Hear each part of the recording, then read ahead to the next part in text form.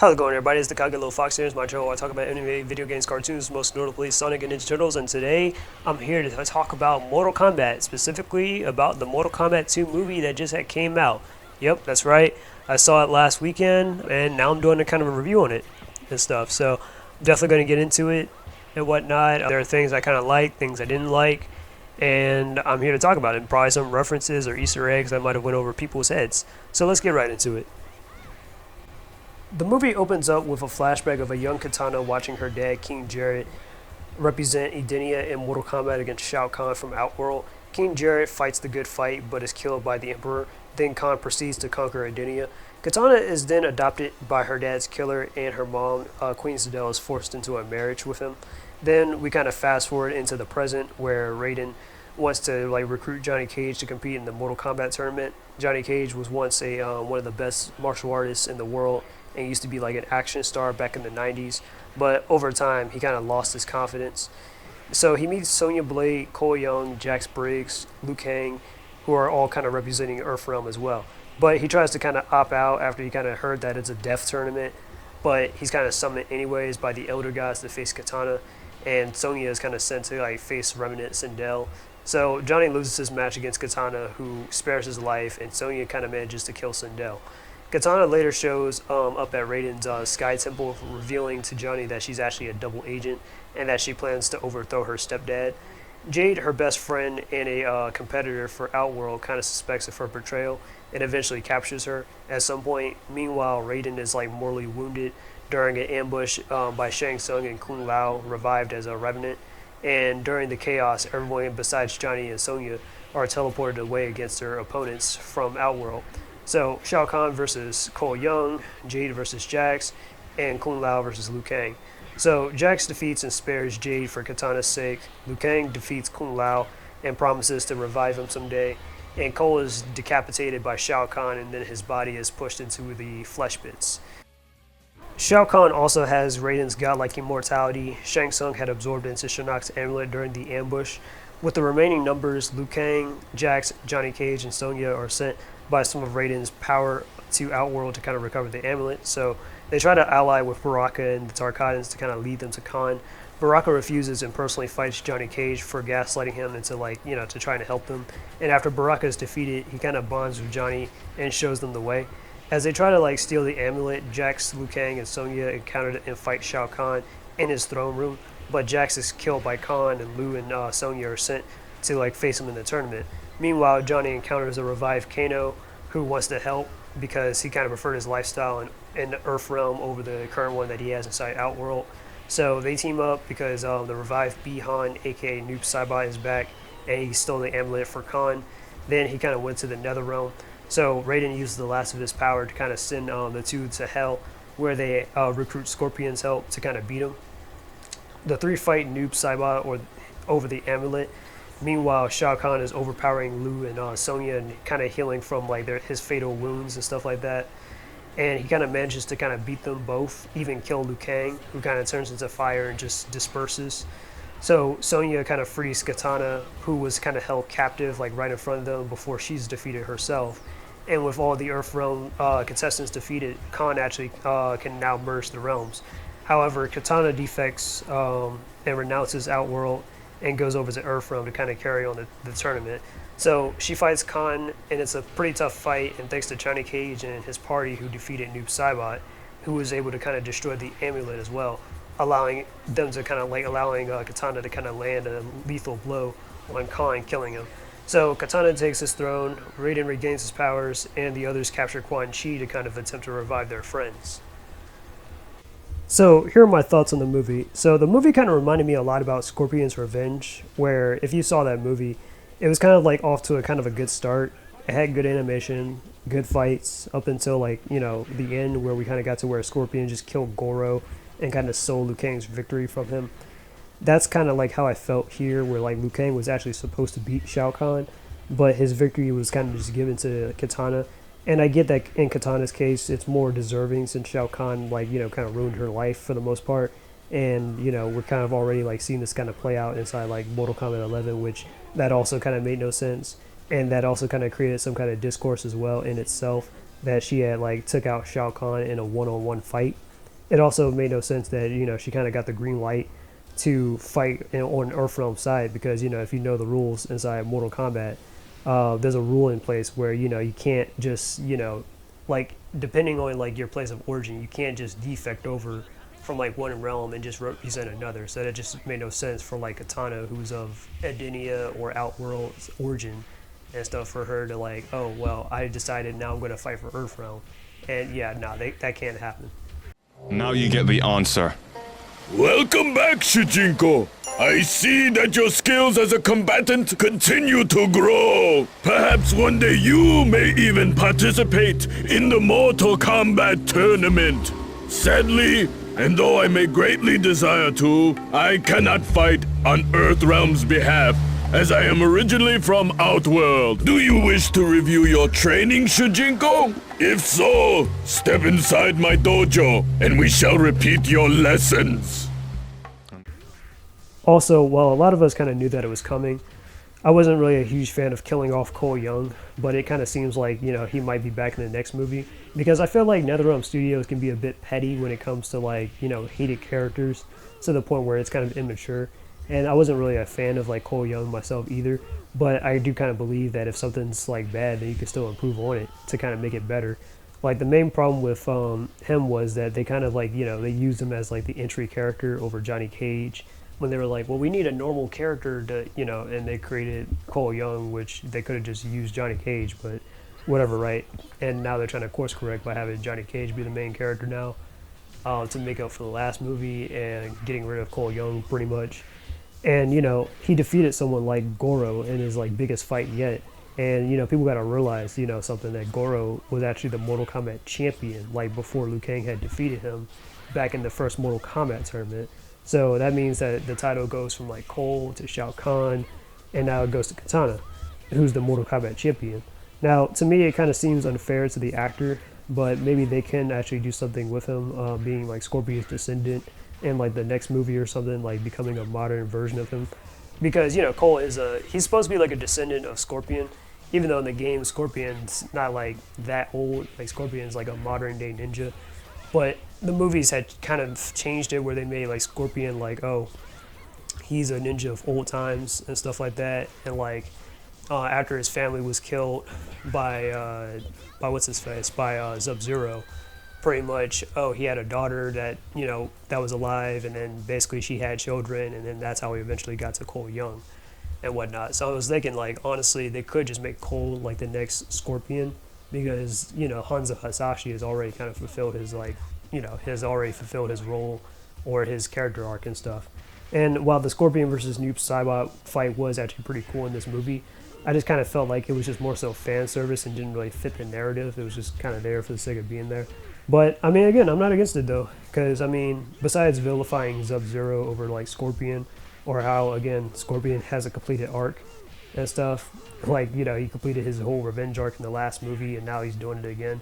Like, I mean, I felt it was kind of funny though, at least in this movie, where like Scorpion's like this peacekeeper and stuff. Now he's in hell. He's and it's like, well, he's in hell, but it's kind of like in this like Japanese garden or whatever that he's visualizing, and he's like, I'm retired and stuff like that. Sorry, I can't help you guys. And then Kano was like, Bi-Han is back, right? And then Scorpion, once he heard Bi-Han's name get mentioned about him coming back, he got immediately angry and stuff like that. He was like, what? And then like that peaceful Japanese garden that we were like looking at just turned all of a sudden into hell. That shit was hilarious. But still, I'm just saying though, honestly, you might as well have just made Cole Young the next Scorpion or something like that. And it's not like they haven't changed Scorpion's story up, because they changed it inside Mortal Kombat 1 recently, and they also had a different interpretation of Scorpion's story back inside Mortal Kombat Conquest, the old live action show that they had of Mortal Kombat like back in the 90s. So if they can do that, I'm just saying, those are just some ideas they can do that here too with these movies. But anyways, so Johnny Cage, to me, he was okay, but I kind of think that he should have gotten kind of, they still should have gotten someone kind of younger and somebody that's like an actual stuntman, because, Carl Urban, I mean, he was trying to do too much like of the Jackie Chan levels of evasiveness and stuff, then actually go like tick from tack with his opponent. So he's mostly doing a lot of stuff like twirling his arms like, whoa, whoa, whoa, because he's fighting people and stuff like that. And he's like, oh my god, like like people were trying to kick his butt or whatever, and he's like trying to avoid them and stuff like that. But granted, his opponents do have like bladed weapons and stuff because he fought Katana, he fought Noob Saibot, and he fought Baraka in the movie, and they all have blades and stuff like that. So I guess it makes sense, but still, he shouldn't be like twirling his arms and stuff around and just being evasive instead of just being like direct. So Johnny Cage isn't doing anything crazy like that fight he had with Scorpion back in that 1997 movie where they were really going at it and stuff. That was like one of the best fights in the movie and stuff. But anyways, but yeah, but still, and there's no mention of his green halo powers either. So he's not doing anything like his shadow kick or anything, or his little shadow ball technique or anything. So he's the only character inside the movie that doesn't have any actual powers. And he's also kind of eliminated from the tournament in the first round, so that was kind of a disappointment. But he's kind of like, the main character in the side plot and kind of getting the amulet at least, so that's pretty much his whole thing. Now, one of the things I'm not really a fan of is the belittlement of Liu Kang and subverting expectations to kind of push him, like push more of his moments to like future movies instead of just giving him his fights like as he's supposed to win. Like I'm not, like not being able to like beat Goro and Shang Tsung, or in this case Shao Kahn, but he'll beat the next guy after them, like Shinnok or Onaga in the next movie or something like that, which kind of makes the 1997 movie and even Annihilation to some extent kind of, hard to top because, like Liu Kang, he was the central character and it kind of fulfilled his like arc in those movies. But that doesn't mean that I think that he should always be the main character because, I mean, he could still take down like noteworthy villains and stuff, and whoever can like whoever's the main character and stuff, they can still have their victories and all that. Like I'm not trying to complain and be like Liu Kang always has to be the main character, but it's just like it's weird like what they were doing here with this. But anyways, so Shao Kahn, I think I had to say that he was the best simple villain in this movie. I'm not really a fan of how they kind of ignored his and Liu Kang's lore both. Because, Shao Kahn is supposed to be like a Raiden equivalent of Outworld, right? So he wouldn't really need like Raiden's power, just have godlike power and stuff.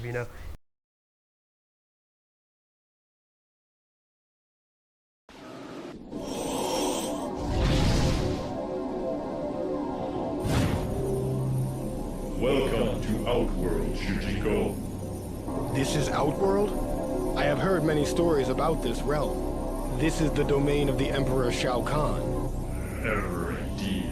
He is a thief, a deceiver. He is not the rightful lord of this realm.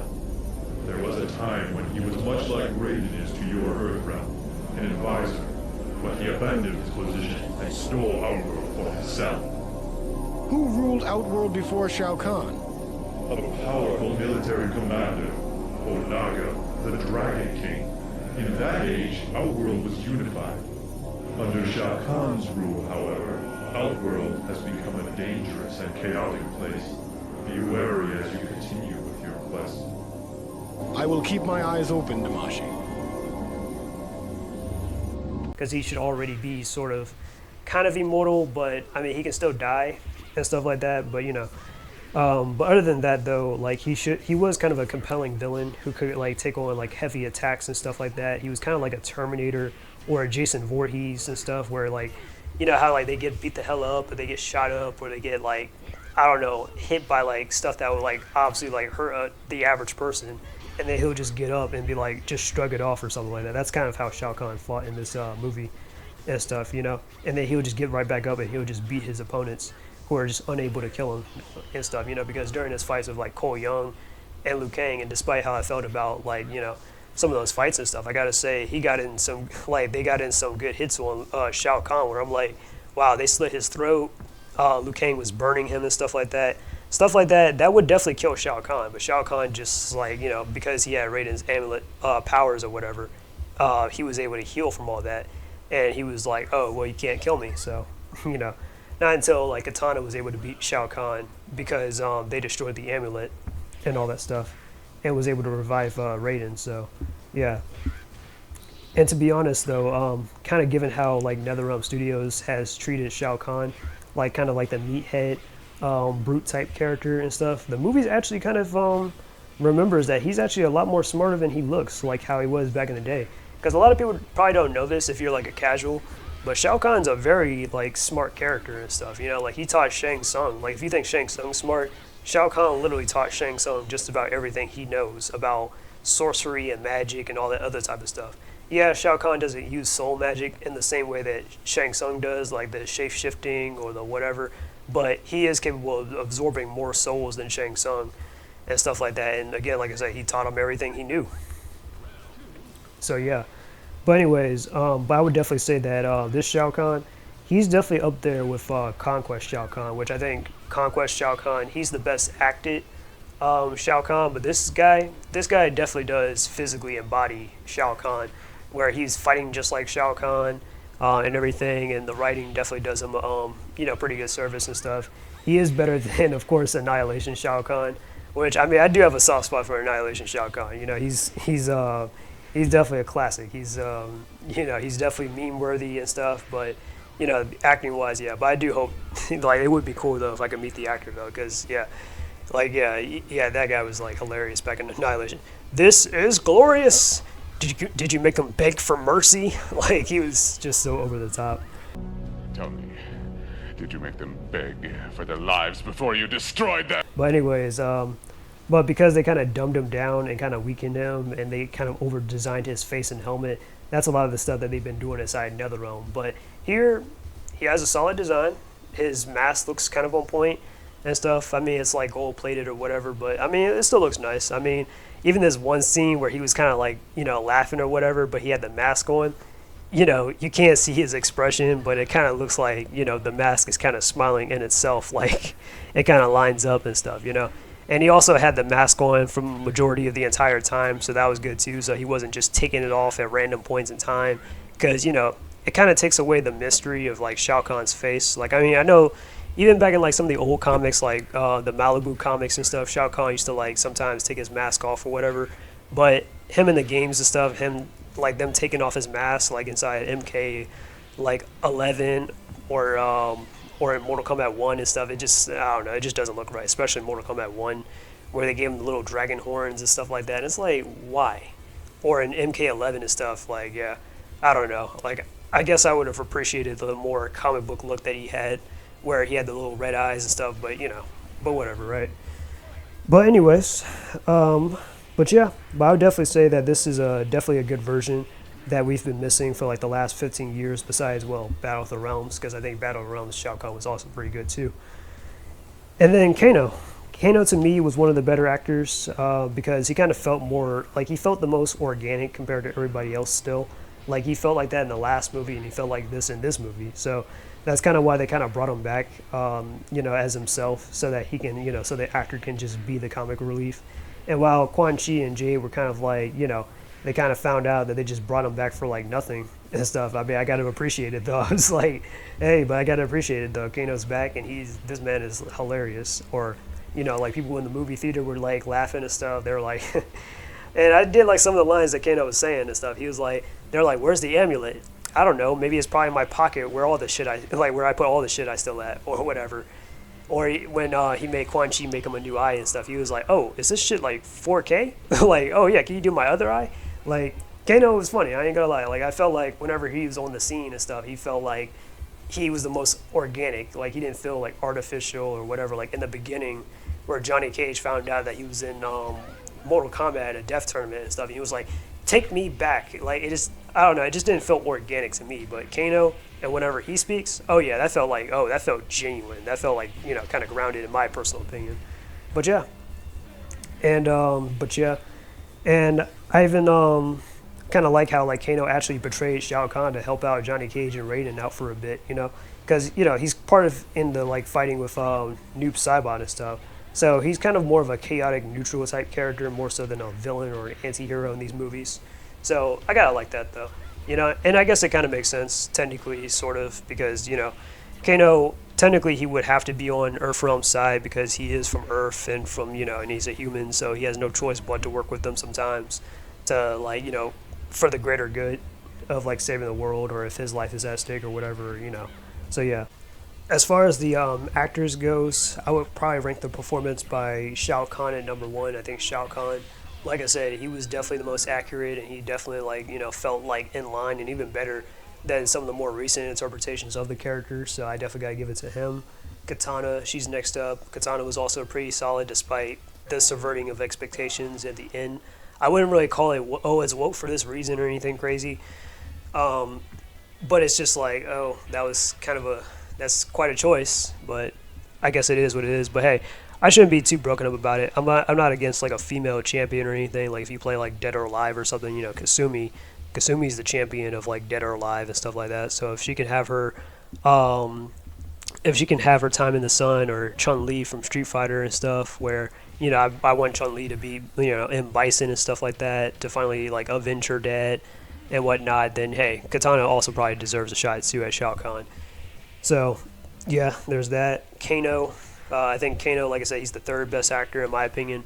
Again, like I said, he felt the most organic. He felt like, he was like actually like a person and whatnot, in my personal opinion, and he was very entertaining. Liu Kang was also pretty solid. I got nothing against him. He definitely sounded like he stepped up better compared to the first movie, where it was kind of weird how like he was struggling to beat Cabal, and it's like that's Liu Kang. Like Liu Kang should be taking on Goro or something, or he should be taking on Shao Kahn. I mean, not to say he can't fight Cabal, but he shouldn't be struggling this hard against him though. Where he needs 2 more fights to beat Cabal. Like nah. So I don't know. And then they're trying to build him up for something eventually, but I'm kind of getting tired of that. And I'm just like, just have it be like back in the day where he just beat the people that he's supposed to beat. He's supposed to be Shang Tsung. He's supposed to be Shao Kahn. Whatever. He's supposed to be the Mortal Kombat champion for a reason. Scorpion was okay. Don't really think he was really that necessary, but fan service. Scorpion's the mascot. He's Ed Boon's favorite character, so of course Scorpion's gonna be in this movie. So it is what it is. Kung Lao was pretty good. He was brought back as a Revenant. I can't really judge his acting per se, but him and Liu Kang had like the best fight in the movie and stuff. One of the best fights in the movies. In this movie and stuff. This is pretty like solid and stuff. So you'll definitely like enjoy that. Sub-Zero or Noob Saibot. He was also pretty cool too. I don't know if his costume was actually if that was just straight up CGI or if it was practical effects or anything. But if that's practical effects, that shit looked pretty cool. I ain't gonna lie to you. Like he actually looked like the Noob Saibot from Mortal Kombat 11. That's how good that was. So I definitely gotta give props to that. Cole actually sounded like kind of more of a likable character and stuff, and a little bit more interesting than before. Where the first movie it was like a whole focus on him and stuff, and a lot of people didn't like it. But here, where they had him as a side character, he actually felt like, kind of like a character and stuff. Even when, at the beginning, when he was trying to talk to Johnny Cage and stuff, he was like, yeah, talking about his family and stuff. Like, I have to, I have family myself. I have a wife and a daughter that I got to, protect out here. And, that's why I'm competing in the Mortal Kombat tournament. And then, he put up a good fight against Shao Kahn, but then, unfortunately, dude gets killed off. So, yeah, we'll have to see what happens in the next movie, I guess, with Cole Young's fate. Jax was pretty solid. I got no complaints. He was kind of, all right. And even when they killed him off and stuff, I was kind of like, well, okay, they killed off Cole. I knew that was coming. They killed off Jax. Didn't really see it coming, but I'm not going to complain too much about it as long as they don't kill off Liu Kang. And then guess what? They killed off Liu Kang, and I was like, bruh. So it is what it is. Sonya was okay. I don't really have too much to really give about her and stuff, too much of a take. Johnny Cage, I've already talked about him. He was decent, but acting wise, but physically, I want somebody to portray that character a little bit more better. But that's just me. Raiden, I'm not a huge fan of the actor that plays as Raiden though, but at least he actually sounds a lot more better and a lot more likable compared to the first movie, where in the first movie he was stern and a hard ass and stuff, and he kind of sounded like Dark Raiden and stuff like that. Like he was like, this is Earthrealm's best fighters. He was disgusted by it. But I'm like, all right, well, train them, bro. Come on. And on top of that, it's kind of weird how, the actor is kind of short. I think he's 5'2", and he's playing Raiden and stuff. I'm like, yeah, Raiden's supposed to be way taller than that, actually. But whatever, right? But anyways, the outfit that they kind of made Raiden and stuff, with the Mortal Kombat 2 outfit, it was all right. That was pretty nice. I'm not going to lie to you. But yeah. Baraka was okay. I can kind of see people probably not liking it, take it or leave it with this version of Baraka, but he was all right. I mean, I guess it's kind of better than Baraka always being that guy that gets killed off or the underling and stuff like that. So yeah, his whole arc kind of reminds you of like Mortal Kombat 11 a little bit, but kind of to a lesser extent, where he joins up with the heroes and stuff, and they like work together against Shao Kahn. So there's that. King Jarrett, that's Katana's dad. He didn't really have too much of a role in the story besides, of course, defeating, well, not defeating, but getting defeated by Shao Kahn and being a part of like Katana's backstory and all that stuff. But King Jarrett was okay. But like I said, there's not too much I can judge based off his acting because he was only in like just a few scenes. But still, he was all right. But yeah, and then there's Sindel. Sindel didn't really get a whole lot of scenes herself either.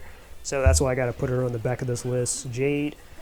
Wasn't a huge fan of Jade as a character in this version. And it's not just because she's bald, but that was kind of dumb too that they just made Jade bald for whatever reason. Don't know why. I hope they don't bring that over into the games or anything else. But, it is what it is. But, yeah, Jade. And it's kind of weird, too, because they also changed Jade's backstory where she was supposed to be like an Edenia royalty and stuff. But they were like, oh, well, she was inducted into Shao Kahn's army and stuff like that. And is a loyalist. Like, okay, fine. Whatever.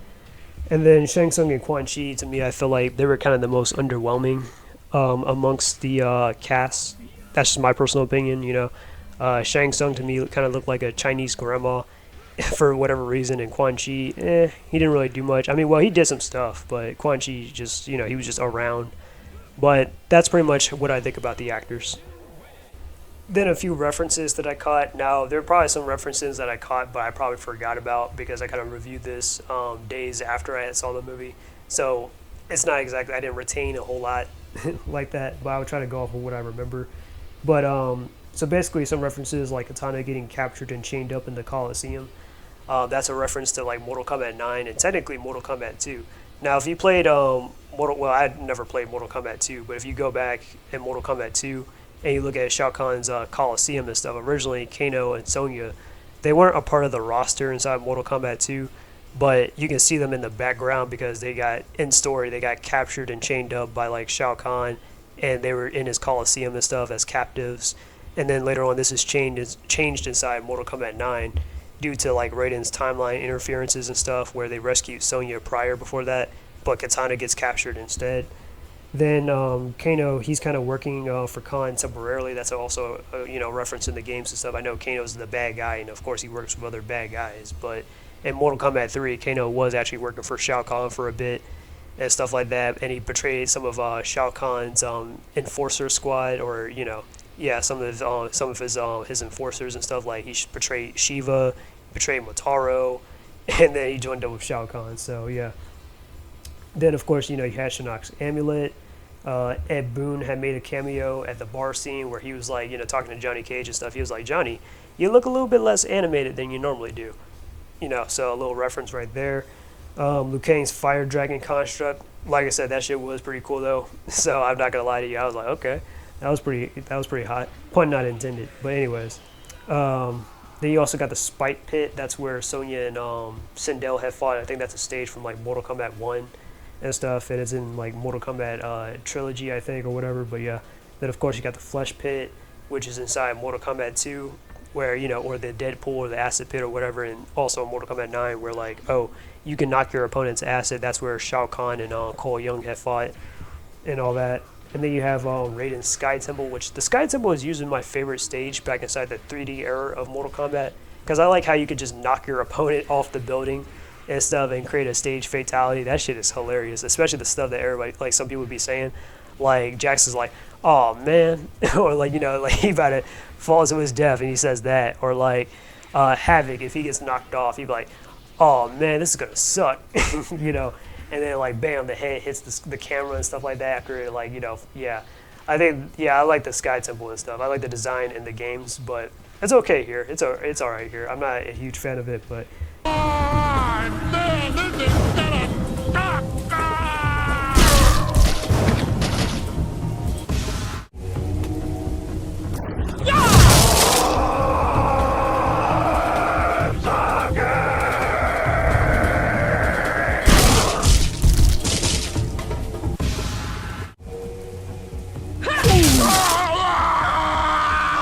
my God!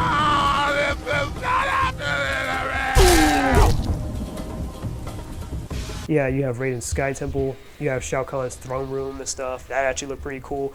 It kind of looked a little bit like a combination of Shao Kahn's throne room and the chapel, but I like the coloring and stuff in it and stuff like that. It looked all right.